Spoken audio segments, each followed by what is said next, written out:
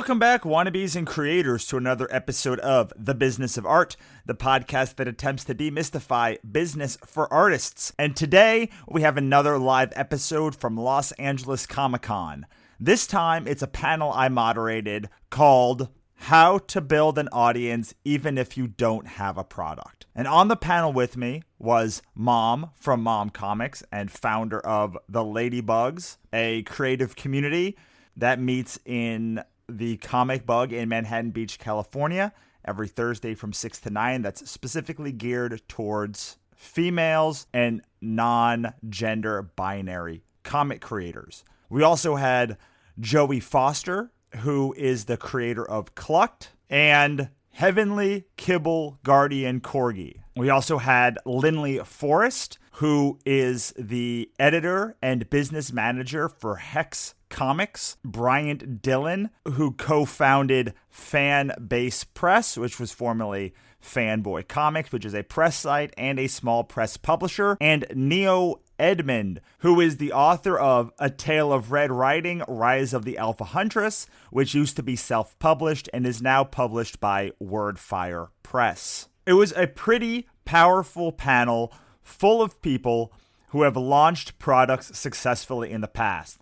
And I want to get right to it. But before I do, I want to ask you a question. Are you trying to build your own audience right now? Then I highly suggest you head on over to thebusinessofart.us and sign up for our mailing list. Because if you do, you will get my ebook on how to build an audience from scratch. It's incredibly powerful stuff, which can help you start building your audience today. That's at thebusinessofart.us. And while you're there, listen to some of our past episodes, subscribe to us on iTunes or Stitcher or Google Play, and enjoy yourself. That's thebusinessofart.us. All right, guys, let's get on with the show and show these fine folks how to build an audience even if you don't have a product yet. I'm going to start with Bryant and ask him if he was going to try and launch a product right now from the beginning, had no product.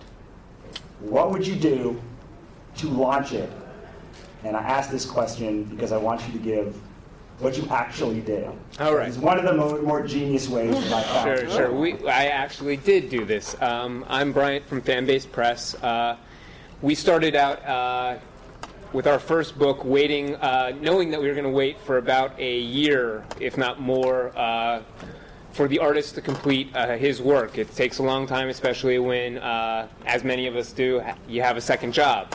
So we knew we had to build an audience, and the way that we decided to do that was we started off just focusing on what we loved, which was geeky stuff. We decided to do reviews on our websites, articles on various topics, and eventually that rolled into interviewing other creators about their products or their projects. And we just kind of went from there. I mean, I think we started out doing, there were three of us. We each committed to doing one blog or review a week. We had a weekly podcast where we talked every Sunday about what was going on in comics and geekdom.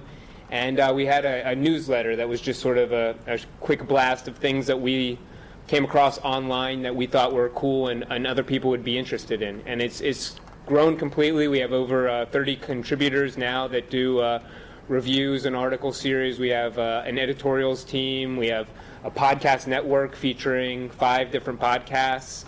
And we're still going 6 years later. And most importantly, you launched your product to a warm audience. We did. It was ready. A year and a half later, we were ready to put the title out, Something Animal, which was our first book, and there was people there that attended the release party, were willing to buy the product, and knew our brand already, even though we hadn't published anything.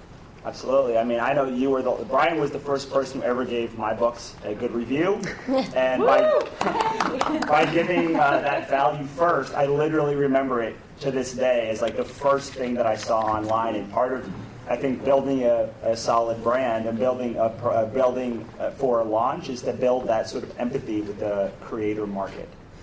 I would definitely agree. And I mean, the one thing I would add is sometimes you spend a lot of time telling yourself what you can't do. A lot of people have questioned how you can be a publisher and a I guess you could describe it as a geek news site at the same time. And there are lines that you have to walk, but at the same time, if you know what you believe in and what you want to offer, I don't really think that there's too much that you can't do. It's all about what you personally have to put out in the world, and people that are of like minds will seek you out. They'll find you eventually.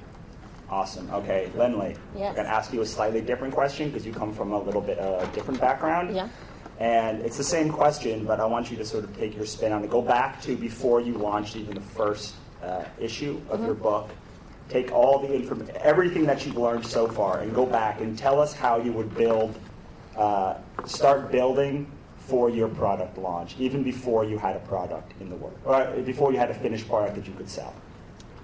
I guess I would have done what we did. we already had a product in the works, but we had to build an infrastructure so that when the business did come, we wouldn't be overwhelmed by that business. You always plan for success. So I would definitely make sure that I had my business in order, and that we would have a way for that when we were wildly successful and people were very interested in what we were going to offer, that they would be able to get at it easily, that we'd be able to take their money easily, that we'd be able to ship those to them, and that their expectations would be exceeded, and that every single person who interacted with us would walk away going, I want more of that, and I want to give them more of my money, and I'm getting a great deal in return. Absolutely. I love that. I love that sort of like providing something that is 10 times the value. It's sort of Yes. like the business terms. Definitely. It's like you want someone to walk away thinking they got 10 times value for what you offered them. Definitely. And that you always respect and value your customers and your fans and the people who do come and bring their hard-earned money that they spend their life energy on. You need to always be respectful and appreciative and understand that this is the virtuous cycle that you create and because we're lucky that we are creating art and artful things and things that people enjoy, that they use to be the best parts of their lives. It's not the drudgery, it's the bonus that you play your part in that cycle, that I can't use the word respect enough, so that when people say, hey, I bought your book, why hasn't it taken me 3 months to get it? You just don't want situations like that. You always want to make sure that you deliver, and that you deliver far beyond their expectations. Absolutely. I think that treating someone like they're not just $20 is so important. Most certainly. But the thing that impressed me, even when you had one issue out and you didn't have a trade, the very first time I saw you, you had a team in place at a table, and you walked away from that experience and like, holy shit, like these guys have their stuff together, which I totally respected. Yeah, no, that is, no matter what you're doing, no matter what you're doing, you need to have your shit together. You're gonna wish you did. That's is the thing, and you'll end up, because you're already putting so much effort into this. For those of you who don't know, we are Hex Comics. I'm Lindley. I'm the producer and editor and the CEO and president. We wear many hats. It's a small group of people. Lisa K. Weber is here in the audience. She's the artist and our chief creative officer. And then we also have Kelly Sue Milano, who's our writer and also kind of functions as our talent liaison and our social media maven. So we all wear many hats, but we are a publishing company as well. But we were going to start off with our flagship label, which is Hex 11, which was Lisa's idea, and she's the artist on Kelly Sue Writes It. So when we got together with the idea, it was Lisa's idea that she'd been kind of nurturing for 10 plus years. But it's overwhelming to look at something and say, I really want to do this, but man, especially a comic book or really any creative endeavor, honestly, that you really want to get out to the people. There's a lot of steps between what's in your brain and getting something out into the marketplace. And we realized pretty quickly that it was going to take a team. And when we brought Kelly Sue in as a writer, we all happened to have skills that we could put to work in the actual business of the comic. So we got lucky in the sense that we found each other, and then that we all had complementary skills, but also that we were all very success-minded and business-minded and ambitious, I guess, in that we wanted, if we were going to do this, we wanted to make sure that we did it really well. And that we were true to Lisa's vision, and that if we were going to spend, again, our hard-earned money and time and energy on something, that it wasn't going to be wasted. And so I am very serious about this stuff. And it's like, if we're going to do this, then we're going to do it. We're going to do it all the way, man. We're not going to waste our time. We're not going to get in there and look like a bunch of amateurs. We're going to show up and bring the noise. And we did, and it worked out. And it's something that, there are skills involved, obviously, but planning is very helpful. Giving yourself the time you need. Like, you may think, I really want to have this done, because I've got a table already bought for whatever the next con is. But if it's not ready, don't do it. It's okay. Just wait till the next one. Wait till you're ready, because if you deliver when you're ready, every single person who touches that experience with you will come back the next time. If you deliver when you're not, you may have some people who are like, oh, I see, well, they're just starting out, whatever. But you don't want people's pity. You want people to be psyched. You want people to be like, wow, where have you been my life? How did I get by without it? You want to make an impact that they are going to remember and go, yes, I'm going to find you next time. And it will pay you back tenfold if you're patient and prepared. Absolutely. Guilt can't scale. No, it cannot scale. Anyone can buy something once, but if you want to have it buy a bunch of times, you need to build a better infrastructure, which I want to come over to Neo now on this side of the table. Neo, one of the things that I think, to me, defined your rise to success was how you built your connections before you ever launched your book. Could you talk a little bit about your background and how you used your connections to build your audience before your product launch? Yeah, well, is this on? Every Yeah. Yes. Well, I come more out of the Hollywood side of this world. So my book, this is my first novel. It's held Red Writing Prize of the Alpha Huntress, which I'll talk about in a minute, because it ties into this. I was in development, which means a development exec, which basically means you sit in an office and they hand you a bunch of stuff and you try to figure out how to pitch it and sell it to Hollywood. And that was my job. Fortunately, that was in the comic book space with Platinum Studios, so my desk was piled with comic books all the time. So I had to figure out how to pitch comic books. So it wasn't so bad. But I really built out a strong relationship with a lot of people. But after I left and I decided I was going to go out on my own and become a writer, I became like the networking junkie guy, where I would try to just go to every event possible and meet as many people as I possibly could. Like every night, like 5-6 nights a week, sometimes 7 nights a week for months, and even really a couple of years. Just going out and building relationships with everybody. So when I did this book and I decided to do it, because I originally pitched it around as an animation project, there was a bunch of lights on it, we had some deals, it's Hollywood, things fall apart, And then, so when I had the book and it was ready to go, or it was getting close, basically that was time to call in all the favors, I would say. And what that involved me emailing and messaging everybody I had probably dealt with over the last 2 years.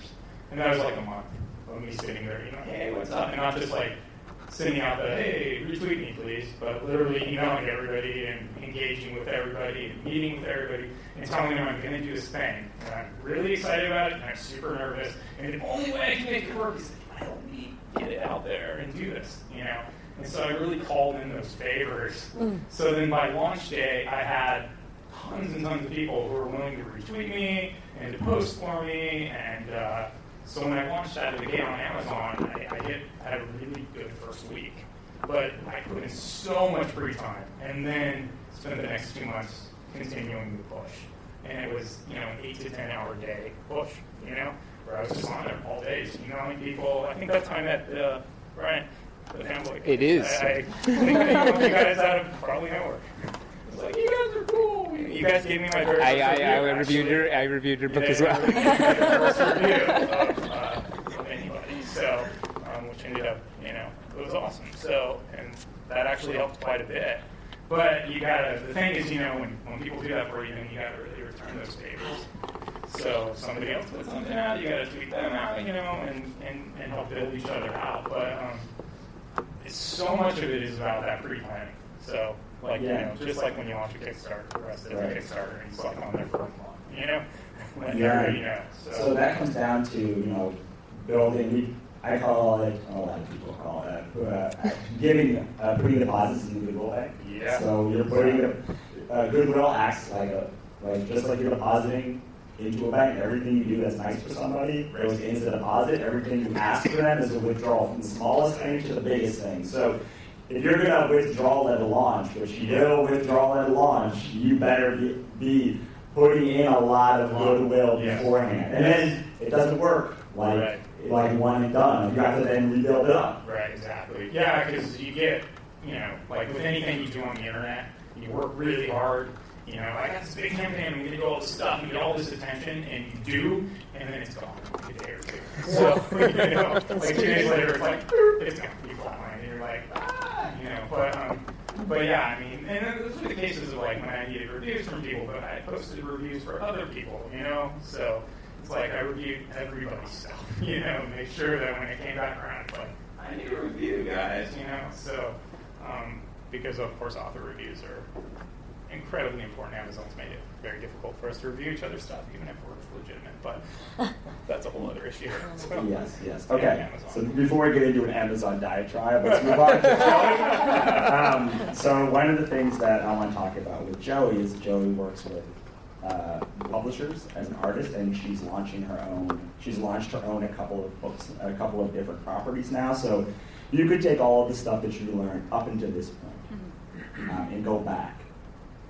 What would you do to help build that first launch to be more successful? there's so many more. I know. Can you hear me? Okay. Hi, I'm Joey. I'm a comic artist, and I do work with publishers, and I have my own books. The very first thing I launched was my comic IP called Heavenly Kibble Guardian Corgi, which is a magical girl corgi story. One of the things that I did was, like you guys were saying, like put goodwill into friends and have them kind of retweet me, but on a much smaller scale. So I feel like one of the things that I would have done differently is, if I had known the things I know now, I would have spent more time planning the infrastructure and doing more, because I network like crazy, but when I networked, I kind of networked freeform, like just whoever. I would probably target it more specifically now, because so what I've learned to do now is if I'm going to launch a book, I go specifically seek out, so like network in general, but I also seek out people.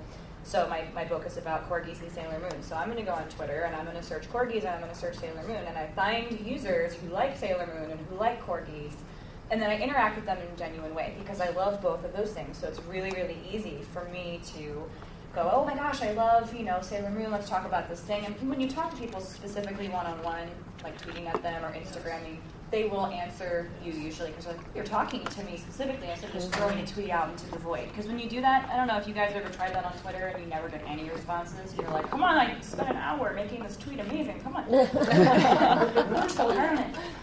So if you start a conversation, like a genuine one, or you kind of hop in on someone else's conversation that has to do, and make sure you keep it relevant. Don't just come in and change the subject and make it about you. If you're talking about, oh, corgis, here's a picture of a cute corgi I saw the other day. I see you like corgis and you follow. They'll generally follow you back because you have something in common.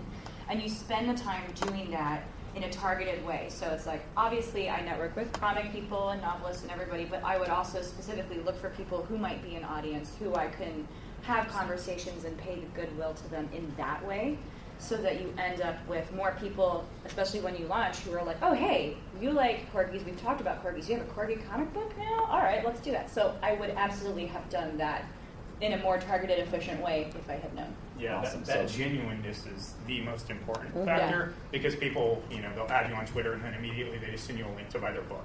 I And hate you're just that. like, it's the worst. It's almost like, go away. Yeah, it's like being in a cocktail party. Like, you wouldn't say, hello, buy my book. Yeah, It's awkward. I just met, buy this. So one of the things that I want to move to mom, but I want to first talk about something that Joey said about targeting and how you can effectively use it now. And I'm going to steal something that Mia taught me, which is right now, today, this weekend, while you're all at this convention, you can look on Twitter and Instagram and see mostly Twitter, and see what hashtags are trending now about this convention. And people that are at this convention right now, they will change throughout the course of the week, the weekend. So it might be Los Angeles Comic Con now, and in 3 hours it'll be LACC 2016. Yes. But those people you can interact with them right now at this moment, and that is one of the ways that Neo, could you talk about a second about how you use that so brilliantly and effectively, and I still can't do it right.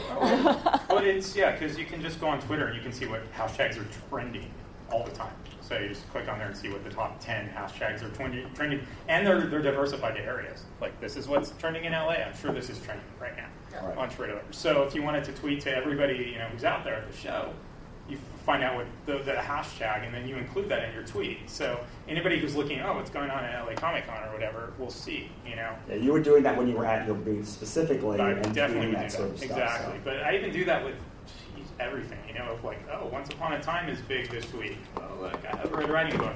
And so I'm hashtagging Once Upon a Time, and suddenly you're getting engagement through that. So it was very piggybacking off somebody else's thing. Clever. Yeah, I'm gonna do that. Yeah. And it's very important to make sure you use the hashtag that is trending then, not just the one that, like, a lot of times a show like this will say this is our official hashtag, and everyone here will say screw off, the official hashtag is some other thing, and it will change throughout the day. So go on Twitter and just see, it's right, you'll find it right on there. It'll show whatever's trending, and I'm sure this is probably trending one or two, but it may not be the show's official hashtag, you're right, because a lot of other people are using something else. So Like hashtag kamikaze?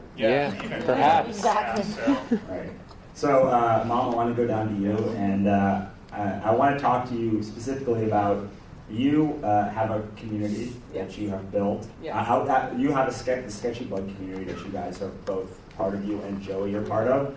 You've also spun off your own sort of community, the Ladybugs, and in the last year, really in the past 3 months, it feels like you guys have moved from being a community of people that are trying to create things to a community that's like actually putting out like an incredible amount of volume of content. So can you talk about how creating a community before you launch a product can help you launch a product more effectively? So first off, being in comic book communities, for those of you who are creators in here, I mean, it just helps you, like, in terms of just getting you to make work, learning more about how to make work, and getting work out there. Hang on, can you introduce yourself? Oh, hi. What I'm I'm talking about, and then you talk about it? Oh, sure. Hi, I'm Mom. I'm a comic creator. I'm co-founder of the Los Angeles Women's Comics Creators League, also known as the Ladybugs. I'm also a member of the Sketchy Bug group. Both of them meet at the Comic Bug. The Sketchy Bug on Wednesdays from 6 to 9. They're a co-ed group. The Ladybugs, we accept members who are women and non-gender binary. It's a safe space for women and non-gender binary folk, because sometimes the comic book space isn't a safe space for women and non-gender binary folk.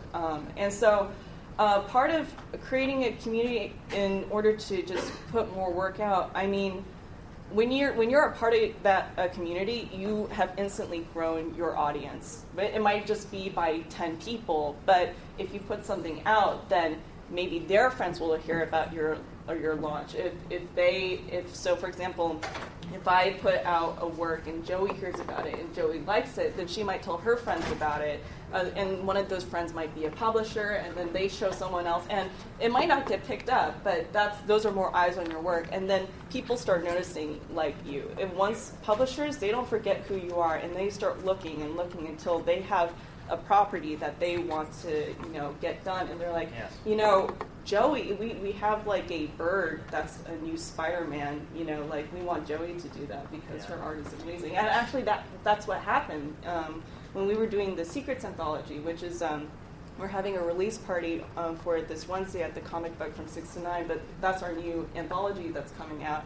And we had a writer who, his story was about a young girl who was like playing with her other friend, and I looked at it, he needed an artist, and I knew Joey would be perfect for it. And so, but not only that, but in your creator community, other people have their own projects going on. So I put out, the Ladybugs put out an anthology, but in doing so, a lot of people got experience on how to put together an anthology in general. And so they decided, I want to do a secrets anthology. I want to do an anthology looking at how men are treated differently from women in media. I want to do an anthology about romance. So now all of a sudden one anthology becomes 3 different anthologies, and so on and so forth. So in a community, as your skill level grows, everyone's skill level grows, and everyone, it's like rising tides like float all boats, like something like that. It was really impressive how like they went from one. I interviewed Mom and Christine for my show in May, and since then their community has gone from 1 anthology to 2, and then 2 more that are planned and all together. So like it really can spring from like one small seed, and like you said, a rising tide lifts all boats. Yeah, there we go. So before we get on to a second question, I want to make sure the second question that I have for everybody, I want to see if there's any questions out there from the audience about anything that we talked about. Anybody? Okay, in the back. So you talked about how to get good, positive engagement for your art. And have you had any experience where you've gotten very negative, offensive engagement from your art? How do you deal with that? Oh man, That's rough. oh yeah. Yeah. I'll lead off and just say you have to. The biggest thing that I can tell somebody is that you have to develop a thick skin. And you have to be able to get punched in the mouth and get back up. And the first time, it's super hard. It's real hard. It took me like a year the first time. And then it got to 6 months and 3 months and 1 week and 1 day and an hour. And like, eventually you can get punched in the mouth and get back up. But it's never easy. I think that any time that you're a creator, the bad ones and the negative things affect you 1,000 times more than the positive ones. Yeah, that's true. So because we started a women's community, like in comics, of course, someone had to be like, women suck, you know. So what ended up happening was an editor gave me some good advice that nothing makes people hate you like success. So the more you piss people off, it's probably a good indicator that you're making waves and that you're doing something right. Yeah. So. Anybody else have a? Yeah. If people try to attack you on like Twitter and Facebook or whatever, my personal policy, and I just stick with it, is I just will not respond to it. And I just ignore it. Because if you respond to it, they'll just keep attacking back, and you're just on the defensive all the time. So it's like you just got to look at it and go, yeah, whatever, and move on. Because you can't let that stuff beat you up. And so a lot of people, like even a lot of the celebrities, are like, oh, they keep attacking me. It's like, well, just ignore them. Yeah. So, and it's right. The more you are succeeding, the more people want to beat you down. I don't want. Lindley, do you have any specific strategy for how you deal with that? We've been fairly lucky and haven't had too much negative feedback. But then again, I'm totally not listening to that. Just not going to listen to it. I'm just going to completely rise above all of that and just keep getting to work. Turn the flame down. Yeah, it's like you guys you're not contributing anything positive to this conversation. We're certainly open to, constructive criticism, if you will. And there's been times where, like, are we being trolled by this dude? Is that what's happening right now? And so it's kind of like, well, let's just see what they're saying, and we'll pick through that. And if we think there's truth to be taken from that, like, oh, maybe we should pay attention to our crossbar eyes or whatever. Then we'll like, okay, all right, we see what's going on here. Maybe there's something to be gained from it, But if it's just straight up haters hating or whatever, or, vitriolic or clearly misogynist or just hateful things, no. You get a no and you will run on. We're not going to have any part of that. Oh, Brian, I'd love to get your opinion on this because your site has a very interesting take on how you guys do negative reviews or deal with stuff that I want to move into something about how you guys deal with doing negative reviews, and then I have another question. We're not adverse to, constructive criticism, but we tend to try to avoid the negative. There's not really, I don't know that there's a huge benefit to putting negativity out there. We're very positive focused, and again, that doesn't mean that everything is just sunshine and smiles. There can be criticism. There needs to be criticism at times when you're dealing with art, but constructive criticism is always the best. We like to focus on the fact that there's usually a someone out there that would appreciate every book, and it's really figuring out who's this book for, what audience does this speak to, and what benefit can you provide the creators that they can take and use. And so, that's really the focus of our site. We even have, sometimes a policy where if there is a negative review to a book, we will, if our reviewer comes back and says, hey, I just hated this thing, we sometimes will contact the party and say, hey, this is going to be a negative review. We don't have to put it out there. If you would rather us not run the review, we just won't do that. And sometimes, we've had creators say, no, go ahead and run it. I'd rather it be out there and have that review. So, I mean, it's really, an amalgamation of everything that people were saying here. I think you do need to avoid anything that's just really harsh, hateful conversation. There's no reason to respond to it. And if you can find something constructive in it, maybe there is something to be said. Maybe you can engage someone who comes at you a little bit sideways and actually make them take a step back, because you're like, hey, I hear what you're saying, and I don't completely agree with it, but there is some truth there that we're going to examine. So I guess that would be my advice. So I want to move on and ask you specifically, as the only person that's a member of the press on this panel, when someone's launching a product, how do you want them to communicate with you? How far in advance do you want them to communicate with you before their book launches, in order to get everything and make sure that they're slotted in properly? Usually as early as possible. I mean, that's the best thing. There is no hard and fast rule for us, but I think it's really the approach is what matters the most. Understand that most press people, it's not that they don't want to cover your stuff. It's not that they hate you. They probably are very, very busy, and there's a lot of people asking for their time. And so I would just think about, don't make them work any harder than they have to promote your work. If you are putting together a release, make sure that you've got your pitch down. You've got the information of where they need to go to a website. Make sure that you have a review copy that they can access easily. Don't tell them they have to buy the book, or I sent you all these tips and you can go through one by one. You really these things seem obvious, but it really just I would say make it as easy as possible for people to help you, and they'll help you. So I don't know. I guess that's where I would leave it. Just make it as easy as possible. All right. So that is the best summation of all works there. I have a question. What about press releases? Do you guys so for new books that are coming out, do you guys look at press releases, or is that helpful to you guys in any way, or do you guys prefer to kind of create your own? Well, I think in most press sites do want the press release. It's very helpful.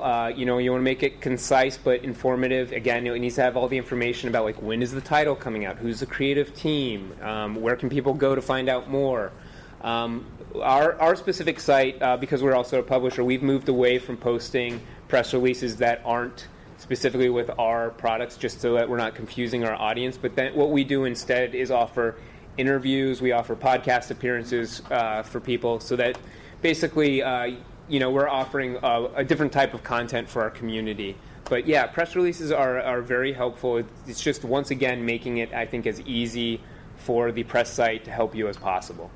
Okay, so on the way, I want to quickly go back to something that Brian said, but I want to work our way down the panel so everyone has a chance to answer this, which is how long before you launch a new issue or you launch a new book are you guys putting your launch plans together for your product? And can you tell us a little bit about what you do, 6 months out, 3 months out, 1 month out? Just very, big picture, not nuts and bolts. I'll start with you, Lindley. Well, we have kind of a social media structure in place. So then we meet multiple times a week. So we just are always looking ahead. We have our deadlines, so we know, all right, we're going to go to print with this thing, and it's usually surrounded around a show. We always try to release the next issue at whatever the next con we're going to be at. So then we can mash together our, hey, we're going to be at this con and we're debuting this new issue. So, and then we have a fairly large email list. And then we have all of our social media, and so we just go to work on that, and we put together a little social media strategy. We update the website always, and then are constantly sending people. We do also a pre-sale thing so that we're able to actually. Lisa always comes with the cover art, so we have whatever the next cover is for the next issue, so people can get excited about that. And we try to offer some cool thing like, hey, you get this, and you go ahead and pre-order, and you'll get this cool new print we just made, or whatever. So we kind of try to keep people interested. But to be honest, we don't plan too far in advance, and in a lot of ways, I think that's helped us stay on top of things, because you need to be flexible, and you never know what might happen. And because we are such a lean startup and team, you need to be able to adjust as you go. We luckily have a good fan base, and they do pay attention, and they are interested in what we're coming with. So when we do put things out, they're like, oh, I'm in, which is nice. Is WordFire work the same way, Neil? It's interesting because I got my book had originally been self-published, and a year ago, WordFire picked it up and re-released it, which actually was a year ago at the show. Interesting. So a year ago, I think tomorrow. But largely, yeah, they have their whole press release side. They do, but I don't really rely on that very much. Like, they're going to do what they're going to do, and I appreciate it because they're my publisher. But I'm still going at this like I'm doing it. I have to be the guy who's the thunder behind the brand. So, because a lot of people think, oh, they get a publisher. Even people who end up with, Random House Penguin Books, like huge publishers, think, oh, well, it's going to be easy, and it's not. If you're not out there like pushing it and promoting it and getting people to pay attention, and screaming among the crowd, going, listen to me, because you got to imagine yourself as like one little tiny voice in a sea of like a million people trying to sell something, or trying to get attention. So I don't like to go too early as far as time frame go, because if you go too soon, then it's like, oh, you just keep talking about this thing that's going to come out, but it's not coming out. Then people sort of forget about it, or it sort of weans off and sort of falls off as idea, or people see it and go, oh, whatever happened with that? Mm-hmm. It's like, well, it's coming out next month. Oh, I thought it was already out, And then you've sort of almost fallen behind or something. So 3 months is really the max. So, I mean, the sequel to this is coming out in February, which I, know it's coming in February, so I'm finally ready to talk about it, But even at this point, I have enough audience that's paying attention, so I'm kind of even dropping the little teases like, oh, look, here's the final copy, the final printed out copy that's going to the editor, What was the picture of you like bleeding? Yeah, that was funny. I actually had finished the final draft and it was going off to the publisher, and I picked up the thing and it cut my finger and it went all over the cover. And so I posted that picture like, oh look, it wanted my blood, and then paid for it with blood. Yeah, and that picture on Facebook ended up getting like 500 likes or something.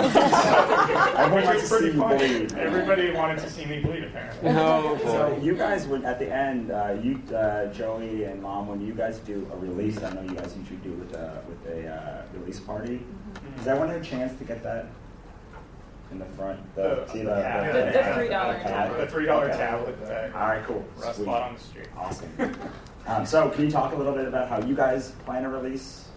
How do you typically do have like people writing for you? Actually, I'm curious.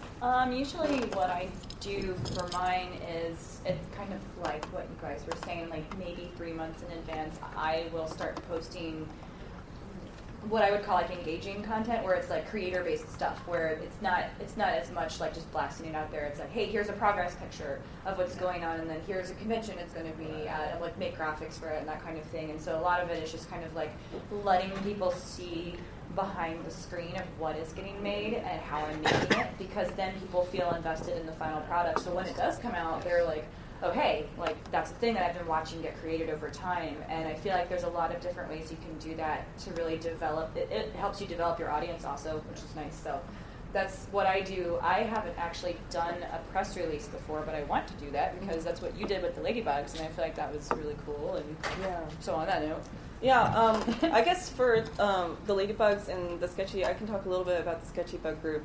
For the Secrets Anthology, it all revolves around when are we getting the books from the printer. And once we know when we're getting the books, it's like, okay, everything centers around that. Now we set the release date. Okay, that's going to be the release party. And then we start reaching out to different comic book stores and arranging signings afterwards. Because we're doing anthologies, that means that we have a lot of people who will be able to promote it on their own pages and also sign them up for doing promotional activities like doing interviews and going to conventions and stuff. Because it is an organization, so you do have to do the legwork and organizing and making sure everyone gets heard. Like, for example, when we came out with the Ladybug Anthology, Joey was on a couple of podcasts, like you were on the Grand Geek Gathering podcast. And so now Grand Geek Gathering, the nice thing about podcasts, which I love, is that it feels like everyone's scratching each other's back. You know, because podcasts are always looking for new content and press organizations are always looking for new content. And you get to leverage their existing audience, and hopefully you gain a few more fans that way. So that's typically how we do it. In terms of conventions, like I typically like to make the graphics available the week or a few days before, because typically people will know whether or not they're going to a convention way beforehand. So it's just a matter of, oh, who can I see there? Who do I want to check out? Oh, this organization was pretty cool last time I talked with them. Let's go visit them. And then you start making friends, and you start making, again, those genuine connections between people. So. Right, absolutely. For myself, I might take one final round of questions after I say once I'm confident that a book will finish, as the writer, and when I work with artists, like it takes a while for me to be like, okay, with our current graphic novel, we're 44 pages into the inking out of 88 pages. So I'm relatively confident that the book will probably be done. Someday, within the next forever. So what I do is I set up a Facebook group. And I tell the artists, like, post once a week at least one new page you're working on, one thing, one screen capture, something to keep the audience engaged. So these are things that you can do. I actually have been pre-lettering, so I can't letter or draw for shit even though I've drawn a book. But I do pre-letter, and I record when I pre-letter, which is I just like place the word bubbles in like really crappy, very loose manner, and I record it, and then I post me doing it, that whole process. It's like 7 or 8 seconds. It's just the perfect amount of time because I speed it up like 1,200% speed or 2,000% speed, and then I just like very quickly, and it gets a lot of stuff on Instagram and Twitter and Facebook because they look at it, people like video, but it's a way to keep people abreast of it while you're creating. And as Joey said, it's a lot harder to do this with writing, although I'm trying to work on some ways to do this with writing, keep people engaged. But with art, you can always build that sort of excitement in, even if you're just doing something small. My friend Dave Baker, who was downstairs, right by the... he's in the Comic Book Pavilion. He's right by the Comic Book Pavilion. And he literally pretty much every day does 1 to 2, like 5 to 10 second drawings where he'll just do whatever he's doing that day, which I think, like, I want all of his books anyway, but it definitely keeps it high in my mind. So we've got maybe time for one question before we wrap up. Maybe 2. Yes. How about figuring out who your audience is when you don't have experience? Okay, one tip on how to define your audience down the line. We'll go this way. Convention. Just see who comes up. Like, that's your ultimate market test, really. Just go to a convention and see who's interested in your work. If you don't have anything yet, a good way to test it would just to kind of question yourself about what your interests are, because generally the work you're going to make that interests you will be the same cross-section of people who are interested in buying and reading it. So then you can kind of start befriending those people, like on social media. Like, let's say that you like bubbles and kitties, right? Okay, so you're gonna like, okay, who else might like those kind of things? What age group would they be? And then kind of start talking to those people, engage their interest level. Yeah. I like to post lots of photos, and art pieces and even things that are similar. And I really pay attention to who pays attention. So if I post a picture on Instagram of some Red Writing thing or whatever, and I get, 100 likes on it, I really go through and look at those people, figure out what they are, and then I follow them immediately. All the people who like that kind of stuff that I post, I follow, and engage with them and check out their pictures. But it's really a matter of paying a lot of attention to who's paying attention to you. But you got to put a lot of stuff out there to get people to actually pay attention. Critical mass. Critical mass. 5 minutes. Lindley. What was the question? One tip to help define your audience at the beginning. Sorry, I had a baby and I've lost my brain. I was like, well, congratulations. Where are we again? I think I have to say the cons is the best way to do it, because when we put out the first issue of Hex 11, I totally thought, this is going to be all like teen girls. Teen girls is who we're talking to. And I'll be damned if it wasn't a bunch of middle-aged dudes and artsy guys. And it just ended up being a whole subset of people. And I was like, oh, man, well, this is awesome. It's a much more diverse group than we could have expected. So I think definitely getting out and getting in front of people, however you can do that. We started out with just little artist alley tables, I think it speaks volumes more, and probably more effective in a shorter period of time than trying to run a whole social media campaign. Not that those things are totally effective, and if you're good at it, then it's you definitely need to be working that angle. But the Meet World thing is super effective, and you're connecting with people. So when you do meet those people and they are interested, you have that, they've looked at you in the face, they know who you are, and they feel really connected to what it is you're doing, and so that bond is very tight. We found. All right, Bryant. It's a little bit getting outside, the bubble of your own mind too, where you can either go to your own creative team or other creators that you meet in the various ways we talked about networking, and just talk to them. Don't be afraid to ask people things. Don't be afraid to share information. So I would just say ask fellow creators and talk to the people that you're working on the project with.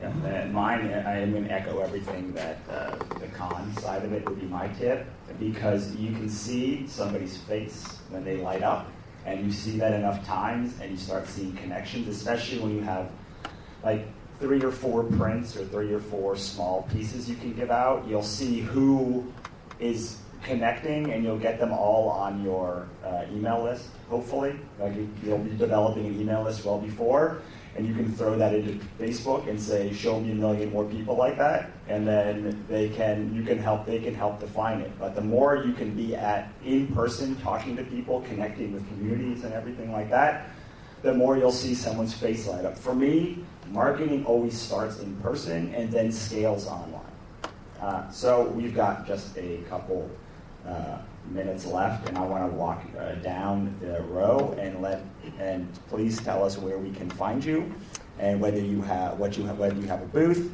and what you have if you come up here, so people can connect with you in case they're going to stay up here. All right, we do have a booth. We're in J44 in Artist Alley, Fanbase Press. You can find us at fanbasepress.com, and I have some cards if you want to grab one at the end of the panel. We do have a booth. We're at Hex Comics. We are SP, which is Small Press, 43. And we are down there certainly sharing our new volume, Hex 11, Volume 1, as well as the beginning of Volume 2 with issues 7 and 8, as well as all sorts of lovely merchandise that goes along with it. We do have postcards. I think they're coming, or are they not? Just come find us down there. You'll find us. It's obviously we're the loud ones. All right, Mom, we'll go there and go back to you. The Ladybug booth is at E31 in Artist Alley. We're part of the Comic Bug Pavilion. You can also find us if you're in the LA area and want to have a creator group. We have a co-ed group. The Sketchy Bug group meets at the Comic Bug in Manhattan Beach on Wednesdays from 6 to 9. Ladybug group, same time, same place, but Thursday nights. So, yeah. I'm in the Artist Alley also, E35. I'm directly next to the Ladybugs. You can find me at heyjoeycomics.com, and my name is spelled Joie. It's fancy. And also, at the table, I've got Heavenly Kibble, Guardian Corgi, and a couple of other my new comics that have come out. It's really good. I don't have any business cards up here. This was my first panel, and that did not occur to me. I'm I'm Neo Edmund. I don't have a booth at the show. The first show I don't have a booth at this year. Maybe you can convince. Maybe I can convince him to come down to my booth. I'll come down to Russ's booth. Yeah, I've been at about 25 shows this year, all over this country. So yeah, I've been flying around this country everywhere. So I'm a little tired of cons. But he's been very nice to come down. Right? No, it's cool. I'm actually enjoying coming to a con and just hanging out and walking around and actually seeing the con and not being down to a booth. So yeah, you can find me online, neoedmund.com, of course, and Amazon and Facebook and Twitter. IMDb, I forgot to add, we're hexcomics.com. COMIX.com. Yeah. If you sign up What's for our your booth mail, number? SP43. SP43. And we are at SP31 on the other side of Hex Right Comics, next also hollering for $1, just like her. And now I'm going to make one final thing for you guys, and we'll be at 1B Press. I have cards up here. These are the boosts we put out, and then you'll be getting emails from me if you signed up for the mailing list. Now I'm going to tell you the business reason why you should all come down and buy books from every one of these people on this panel, including myself, but if not me, then everyone else. First, the best way to build empathy between you and the people on this panel, and to build anybody downstairs, is to show that you value their time by buying something from their table. But more importantly, we all just gave you an hour of advice, and you kind of want to know whether it's shit advice or good advice, like whether we know what we're talking about. So in order to do your own market research, you should come buy books, because if we all gave you crap advice, we all really bad creators, you should probably just tank all that stuff. But I promise you that is not the case, but those are two very good business reasons why, even though we do awesome books, you should also take the time to come down and check out our booth. And again, SP31. SP43. J44. E31. E35. And these two down there are at the Comic Book Pavilion, the big sign that says Comic Book Pavilion, and then I'm going to drag Neo down to SP31 for me. All right. We all have cards, and we are going to be very respectful of time and go right outside so that the next panel can come in. And thank you guys so much. Thank you. So that was our live at Los Angeles Comic-Con panel for how to build an audience even if you don't have a product yet. I love doing these panels live at shows, and I hope you enjoy them too. It's the only way that I can get a bunch of people who are specialists in a topic together at one time. And we had people that ran the gamut, people that drew comics, people that ran communities, people that worked for publishers, people that were authors and had written novels, people that were business managers and editors. And I love having that kind of diversity. If you liked it too, and if you're liking these episodes, please head on over to thebusinessofart.us/iTunes. Subscribe, rate, and review us today. We're also available on Stitcher, Google Play, and anywhere else you get your podcasts. Rating, reviewing, and subscribing helps more than you can ever know. It's the best way to help us get found by other people. On top of all of that, if you are trying to build your audience right now, I highly recommend heading on over to thebusinessofart.us and signing up for our mailing list. In return for your email address, you'll get our handy-dandy ebook on how to build an audience from scratch. It'll help you starting immediately. Thanks a lot, wannabes and creators. I will see you next time.